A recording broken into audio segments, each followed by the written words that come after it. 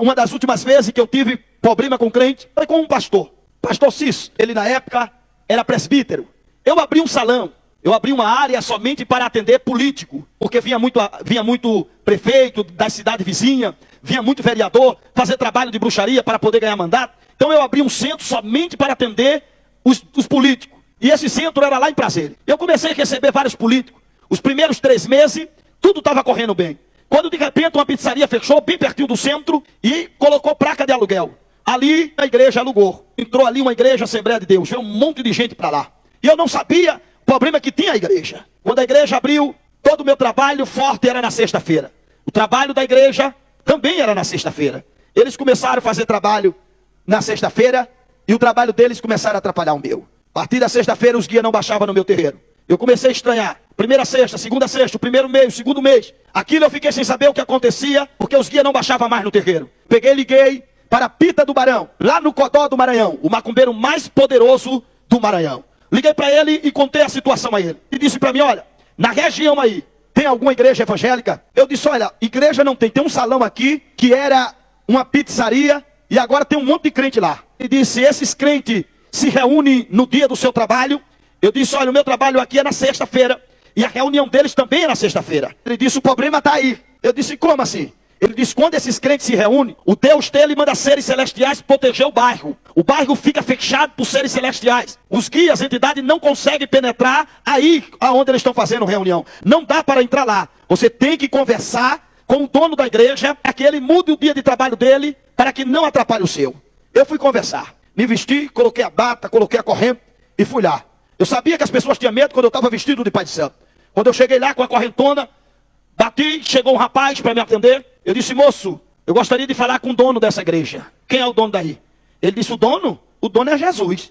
Aí eu disse, eu quero falar com ele. Ele disse, mas Jesus está no céu. Eu digo, ah, você está tirando onda com a minha cara, né? Ele disse, não, você perguntou o dono aqui é Jesus. Eu digo, mas quem toma conta dessa igreja? Ele disse, ah, o responsável é o pastor Cício. Aí foi lá, chamou o pastor Cício. Desse tamanho, irmão. Bem pretinho, desse tamanho.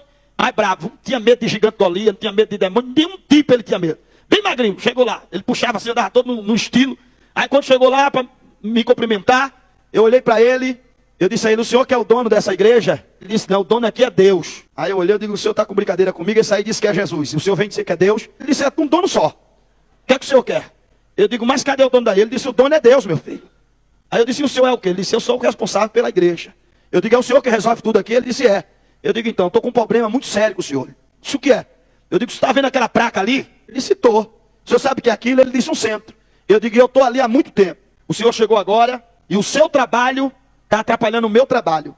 Eu precisava que o senhor pegasse o seu trabalho, mudasse o dia dele, para não atrapalhar o meu. Pastor Cício olhou para mim assim e disse, como é que é? Mudar o meu trabalho? Eu disse, é. Ele disse, ah, rapaz, isso aí é difícil.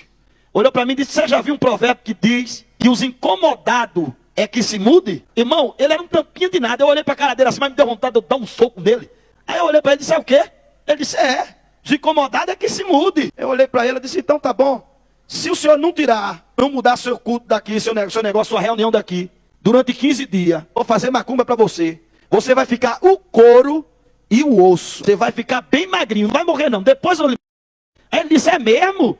Eu disse, é. Ele disse, já estou tremendo de medo. Rapaz, mas eu fiquei bravo demais com esse homem, irmão. Ele entrou para dentro da igreja, não me deu uma atenção.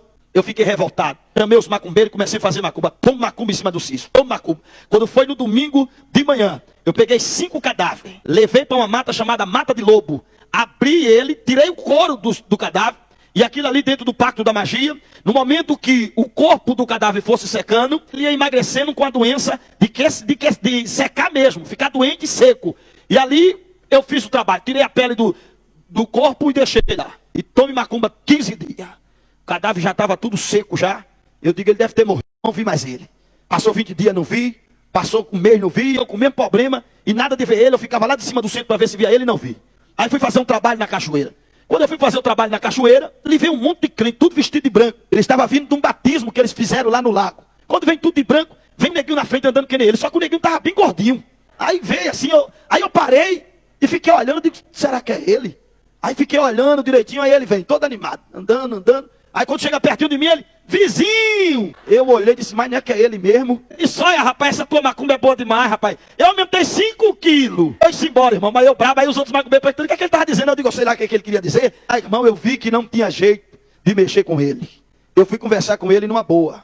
Eu disse, olha, o senhor me desculpe, o tratamento que eu tive com o senhor, o que eu falei, na verdade eu nem fiz nada contra o senhor. E eu queria conversar numa boa. Quanto é que o senhor quer para tirar o seu povo daqui? O senhor tem um monte de gente, o senhor pode arrumar um salão maior, eu pago. Quanto o senhor quer? Ele disse, ó, isso aí é um negócio para conversar. Aí conversou com o tesoureiro da igreja. Conversou com o tesoureiro, no outro dia me deu a resposta. Disse, olha, eu quero X. Eu liguei para o prefeito, conversei com o prefeito, contei a dificuldade que estava lá e precisava de dinheiro. O prefeito era filho de santo da magia, mandou na hora o dinheiro. Aí eu peguei o saco e levei o dinheiro para ele. Levei o dinheiro, disse, aqui está o dinheiro, agora eu quero que o senhor saia daqui. Pode tirar o povo daí dessa igreja e coloca a placa aí. Ele disse, não, mas não é assim não. Posso tirar meu povo assim? Eu preciso de 10 dias para desocupar o salão. Se você não quiser, eu digo, não, eu quero. Pode ficar 10 dias aí. E fiquei esperando, irmão. Quando deu 10 dias, ele colocou a placa no salão. Aluga-se esse salão. Aí pronto, eu fiquei de posse de vitória lá. Aí continuei fazendo trabalho. Mas mesmo assim o guia não baixou. Chegou a primeira sexta-feira, o guia não baixava. Eu digo, ainda isso aí, ainda é impacto daqueles crentes. Na segunda sexta-feira, eu digo que tem impacto pesado que não sai. Aí 15 dias, 20 dias, 1 mês, 2 meses. Aí eu tinha que fechar o salão porque os guias não estavam baixando. Eu não estava tendo lucro nenhum no salão, no centro. Aí eu comentei com os filhos de santo lá. Eu disse, o problema estava sendo esse danado dessa igreja aí. Eu tirei a igreja, mas o problema continua. Aí ele disse, oxe, a igreja que estava aqui, ela saiu, mas saiu para outra rua. Eles tinham um templo lá, uma igreja construída, só que estava faltando pôr o teto e colocar o piso. Não sei onde arrumar dinheiro, nos tanto colocaram o teto e o piso. Crente não é bobo não, irmão. Crente não é bobo não. Queira o diabo ou não, o diabo tem que levar a bênção na casa do crente. É. Você pensa que o rei Faraó colocou o anel no dedo do José Pieliquim? Não, ele colocou porque Deus mandou ele colocar. Se Deus quer te dar vitória, o ímpio vai levar na tua casa a tua bênção. Deus é tremendo e terrível. Eu até me alegro com isso, porque ainda como macumbeiro consegui fazer o piso da igreja e o teto da igreja.